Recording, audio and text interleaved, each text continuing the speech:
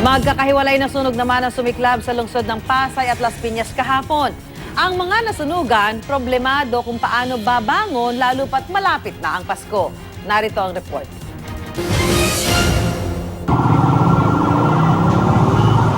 Nagngangalit na po ang sumalubong sa mga bombero sa Samson Compound, Barangay Elias Aldana sa Las Piñas City. Kanya-kanyang takbo ang mga residente. Karamihan sa kanila bit-bit pa ang mga isinalbang gamit. Habang tumatagal, lalong lumalakas ang apoy. Sa pagmamadali ng mga bombero, nagbanggaan pa ang dalawang fire truck na ito. Ayon sa mga bombero, mabilis na kumalat ang apoy dahil bukod sa gawa sa light materials ang mga bahay, ay malakas din ang hangin nang mangyari ang sunog. Labis naman ang panlulumo ng mga nasunugan na walang naisalba. Hindi raw nila alam kung paano mag-uumpisang muli, lalo't magpapasko. Inaalam pa ang sanhi ng sunog at halaga ng natupok.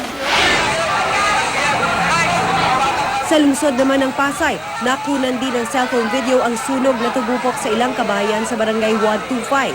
Sa laki ng apoy, kanya-kanyang likas rin ang mga residente. Pero mayroong mga naglakas loob na umakyat sa mga bubungan at binuhusan ng tubig ang apoy.